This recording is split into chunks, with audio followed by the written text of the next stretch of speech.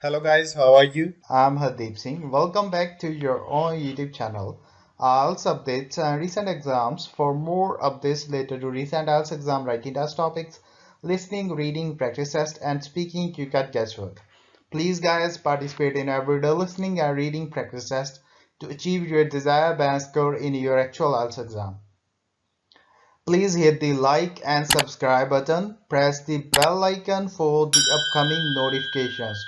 Don't forget like, subscribe and share my YouTube channel and my Facebook page, IELTS updates and recent exams. Part 1. You will hear a conversation in an international airport between a newly arrived student, Jenny Lee, and an agent at the lost luggage counter. First, you have some time to look at questions 1 to 4.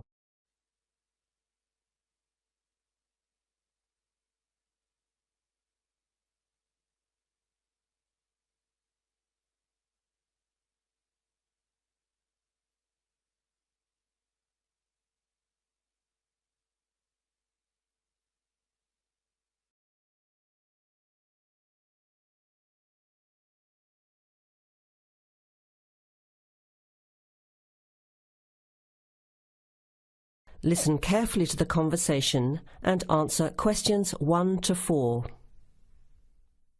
Okay, who's next, please? I think I am. How can I help you?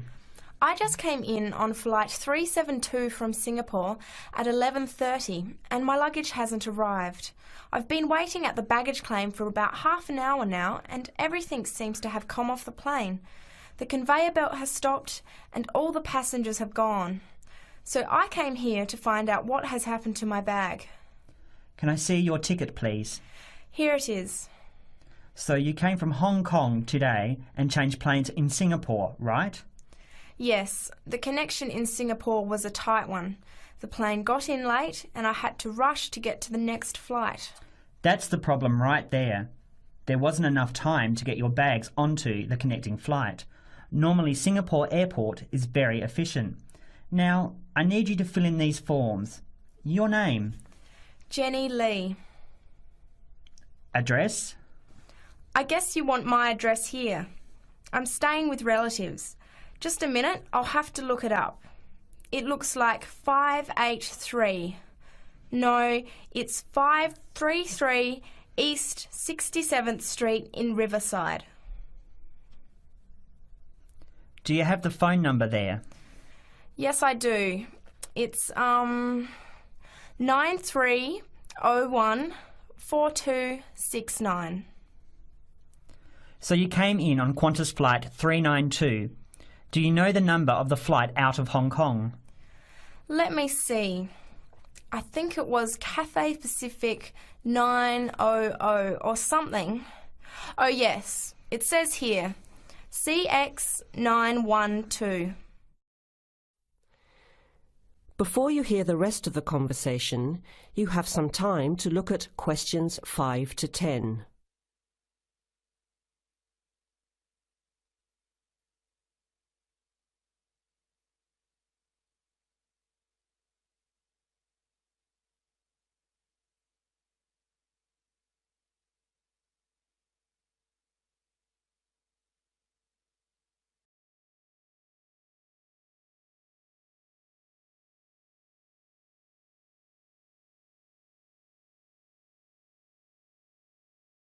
Now listen and answer questions 5 to 10. Right. Now, I need a description of the luggage. How many pieces did you check in? Just one. Can you describe it for me? Here is a picture to help you. Okay. It's a big bag, like this one. Rectangular.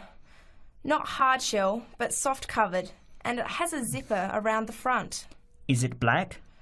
No, sort of a grey colour. Any identification? Just a tag with my name on it. Any other features? Well, it has wheels and a retractable handle on the end, so you can pull it, as well as the handle in the middle. Okay, that's fine.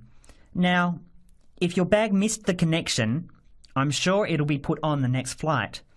I'll email Singapore as soon as I finish here. The next flight comes in at 17:50. That's 10 to 6 this evening. You can pick it up then. 10 to 6? That's too long to wait. Can I get my uncle to pick up the bag on his way home from work? Sorry, you have to be here yourself to clear customs. Of course. I almost forgot. Will the bag come here, to this desk? Yes. You pick it up here, then take it over to the customs area. By the way, don't forget to bring your passport. You will also need to have the key plus your ticket with the baggage claim number on it. Oh, okay. Guess I'll have to come back tomorrow then. It's lucky I packed everything I need for now in my carry-on bag. Yes, that's always a good idea. Be prepared. That is the end of part 1. You now have half a minute to check your answers.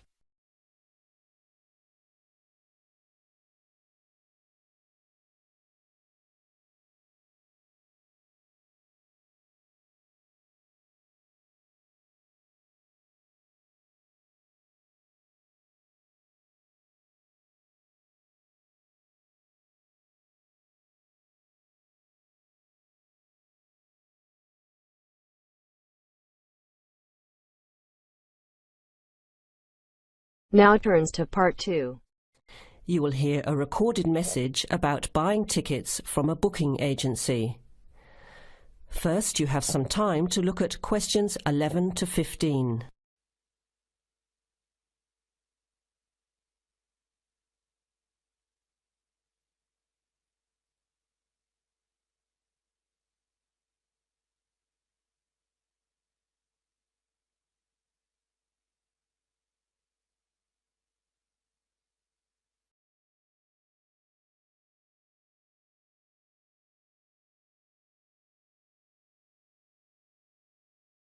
Thank you for calling ATS Advanced Ticketing System, the call system for all your entertainment needs. Our automated telephone service is designed to answer your questions quickly and easily. The ATS office in the Regency Theatre is open Monday to Thursdays from 10 a.m. till 5 p.m. and on Friday and Saturday till 8 p.m. For online bookings and detailed program listings, check our website at www.atstix.com. That's spelled ATSTIX.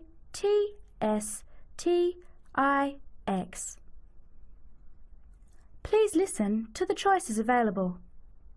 You may press your choice as soon as you hear it to get more information. For sporting events, including the Western International Tennis Classic, press 1. For the Formula 1 Grand Prix, press 2. For classical music, including the upcoming Philharmonic Orchestra series, press 3. For theatre and dance, press 4. For other inquiries, please hold the line. Before the recorded message continues, you have some time to look at questions 16 to 20.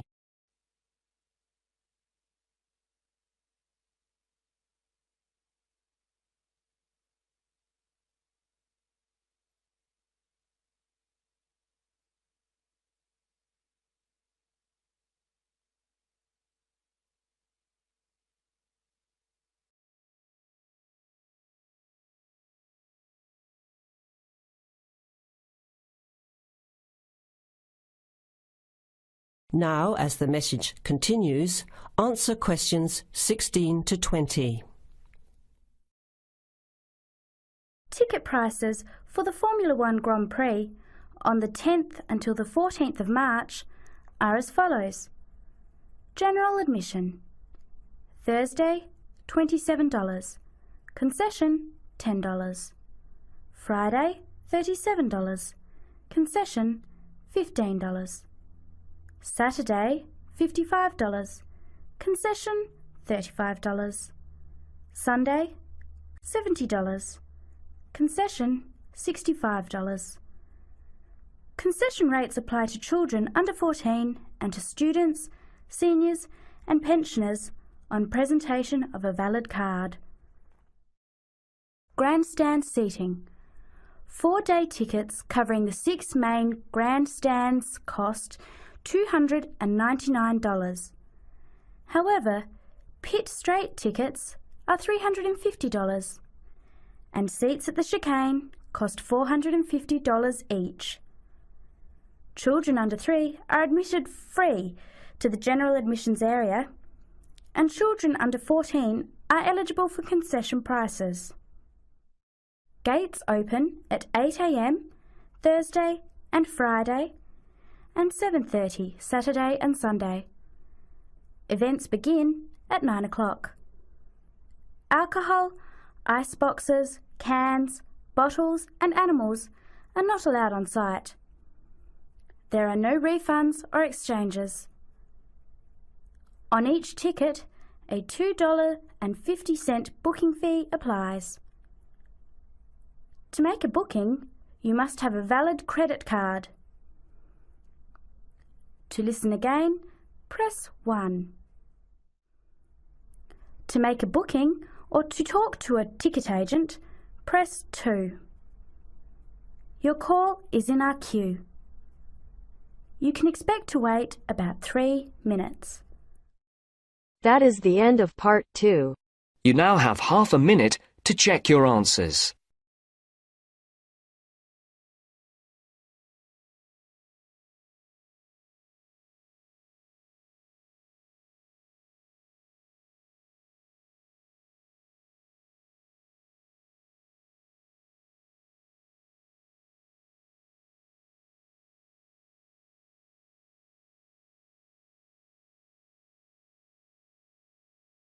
Now turns to part 3. First, you have some time to look at questions 21 to 30.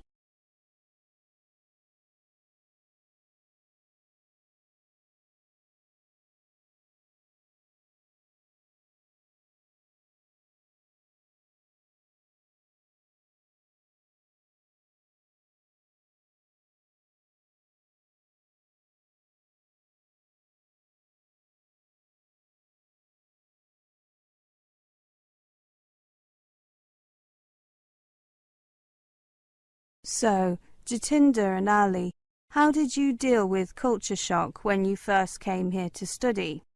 Well, Katerina, when I first arrived in the UK, I was just so excited to be living in a foreign country away from my parents that I just didn't really notice anything at first. How about you, Ali? Yeah, same here. That's quite typical, isn't it? Everything seems new and fascinating. But after this initial enthusiasm wears off, all the new experiences may begin to overwhelm you. Things that you found exciting at first may now seem strange and a little frightening. Even minor differences, such as being unable to buy your usual brands of various products, can add to the sense of strangeness. Yes, that's right. Then you may start to experience sudden mood changes and strong reactions, feeling lost, disoriented, and even irritated and resentful. Most of all, you may wish you were back among the familiar people and places at home. All international students can experience culture shock in some form, even those coming from countries with very similar lifestyles to those in the UK. It is important to understand that this reaction is entirely normal and that it will pass. Okay. So, what suggestions do you have for me? Well, I made sure that I arrived early. I got here about 10 days before most of the other students, so that I could settle in before things got busy. Many universities run special induction programs for international students in the week before term begins. A typical induction program provides a tour of the college or university, an overview of its facilities and how to use them, help with registering for your academic program, and social events where you can meet other students and staff. This can help you to start to get used to your new environment. Yeah, I heard about those. But Too late, unfortunately. Jatinder, did you go on an induction course like Ali? No, I wish I had, but my parents wouldn't let me go a day sooner than absolutely necessary. It was very annoying. Every university has counsellors who can give you practical advice on adjusting your new environment. These people have special training in offering advice and support, and they understand the challenges you face. They can listen to you sympathetically, offer practical suggestions, and refer you to other professionals if necessary. Your personal tutor and the staff in the international office of your college or university can also be helpful. Have you heard about the buddy or mentoring system? Students who have been at the university or college for a longer period give advice to new arrivals and are available for help and guidance throughout the year. There is information on schemes such as these at the Students' Union, or the International Student Association will help you become involved. I used the system when I arrived and found it really opened some doors socially. You know, I got to meet lots of people, like Ali, right? Right, Katerina. I think it's also important to keep in touch with home. Use the telephone, email and conventional mail to keep in contact with your friends and family at home.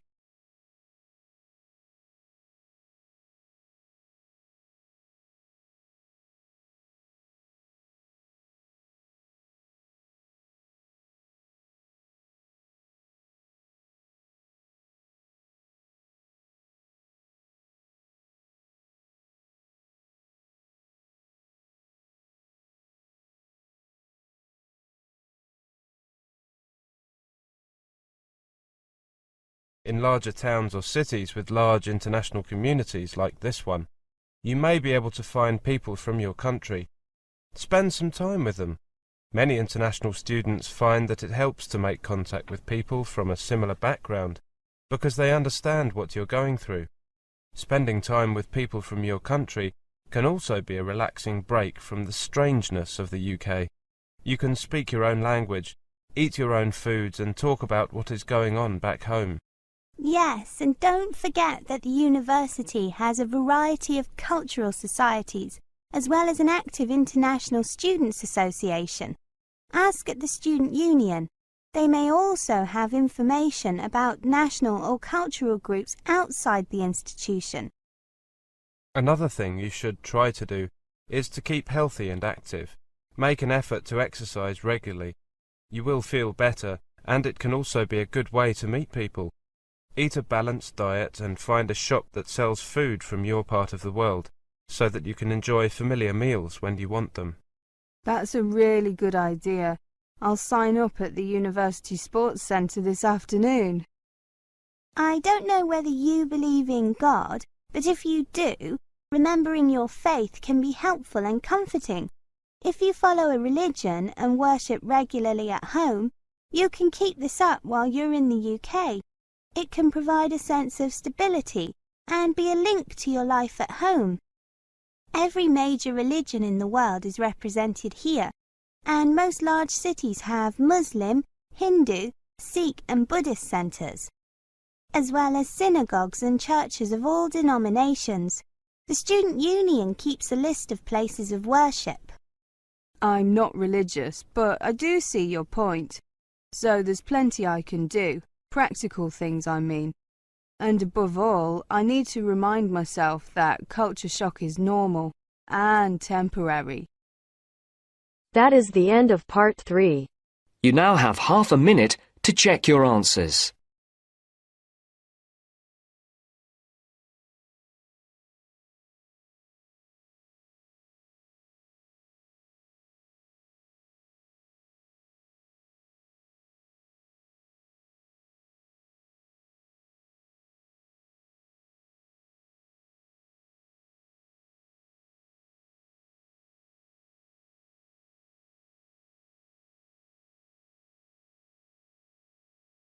Now turns to part 4.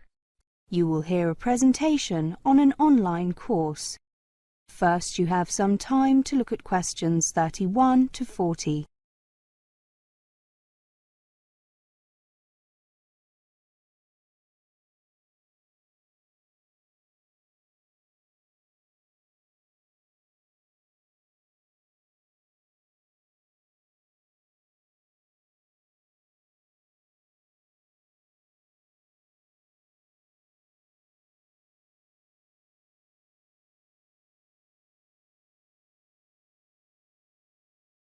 Welcome to this presentation on our online course, An Introduction to Electronics, which runs over 10 weeks and starts on 8th of May. Let me just say at the beginning that if you cannot make this date, please send me an email about the next course, and I will send you a list of future dates. My email is the front of your brochures. Now, let me tell you something about the course. Based upon our popular 2-day overview of electronics course, this new online course will introduce you to the basic ideas behind electronic circuits. The course will consist of 10 units each, of which will involve around 5 hours of study. The course is designed to act both as an introductory course and as a refresher course. After taking the course, you should have a good idea of how electronic systems work and how they are made. In particular, the course focuses on the design of a hi-fi amplifier.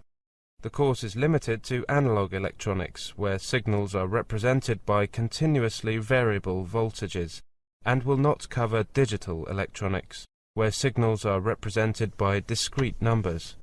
Students should normally have a reasonable proficiency in school maths and science. Study to GCSE level is sufficient for most of the course, though study to A level will enable a full understanding of the more advanced topics. Students on the course will be supplied with a copy of Terry Fitt's Fundamentals of Electronics. This will be used for directed reading, assignments and further study. It also serves as a useful reference source. The student should have PC available and a basic knowledge of Windows in order to use the simulation software from the CD-ROM that comes with this book. Now, who is this course designed for?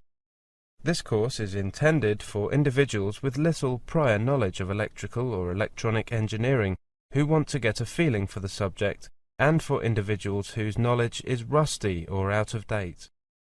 A previous exposure to basic science and maths at school will be assumed. Maximum benefit will accrue to those who have attended higher education in a technical subject, or who have experience in a related area. Typical attendees may include those in jobs which bring them into contact with electronics, such as draftspersons, PCB designers, production and assembly personnel and software designers, those working with electronic products, such as managers and salespersons, those coming into electronics from a related field, such as scientists or mathematicians, and those simply curious to find out about this all-pervasive technology. The benefits of this course are that, first, it gives you a quick insight into modern electronics. It also puts emphasis on practical devices and systems. Unlike many other courses, no prior knowledge is assumed, but previous exposure to school-level science and maths is assumed. Fourthly, it can be used as a refresher course. Fifth, there is the benefit of getting hands-on simulations, and finally, all delegates completing the course will receive a University of Oxford certificate of completion. The course will be presented by Brian Williams, who started his career working as an electronic engineer for British Aerospace. Brian then became a lecturer and has taught electronics at Oxford University and Jesus College for longer than he cares to admit. He is also an active consultant and researcher. Brian is a dynamic lecturer and particularly enjoys teaching introductory level courses and interacting with students. Now, finally, let me just quickly go through the course content. Please remember that this course is intended for individuals with limited prior knowledge of electrical or electronic engineering. Unit 1 looks at electronic systems, including an introduction to the idea of signals represented by voltages. Wires used to transfer signals and voltage from one place or box or component to another, and boxes or components manipulating voltages, particularly amplifying them. Unit 2 takes a look at Ohm's law, the linear relationship of voltage and current, and the concept of resistance. It also looks at resistors and resistor networks. Unit 3 focuses on op-amps, providing an introduction to the ideal op-amp and its applications. The next slide tells us that Unit 4 is concerned with capacitors, and AC circuits. The theory and applications of capacitors and their use in transient and AC circuits. Unit 5 looks at frequency response and filters, including both passive and active filters. Unit 6 takes a look at magnetism, inductors and transformers. Looking at this next slide, we can see that Unit 7 covers RL and RLC circuits, including tuned filters and crossover networks. Unit 8 is entitled An Introduction to Semiconductors. It covers diodes and rectifiers, both theory and applications. This unit also looks at special purpose diodes. Unit 9 covers transistors, particularly bipolar transistors, including theory and typical circuits. The final unit, Unit 10, is a review unit with a little look at further applications. That is the end of part 4. You now have half a minute to check your answers. So guys, don't forget like, subscribe and share my YouTube channel and my Facebook page, IELTS updates and recent exams. For more updates related to recent IELTS exam writing test topics, listening, reading, practice test and speaking, you got guesswork. Please guys, participate in everyday new IELTS listening and reading practice tests to achieve your desired band score in your actual IELTS exam. For more IELTS material, visit my official website www.ieltsupdatesandrecentexams.com. The link is given below in the description. If you need PDF files of latest IELTS material, then please join my Telegram channel. So guys, please write your score below the comment section. Again, thanks for listening. God bless you all guys. Stay tuned, stay safe.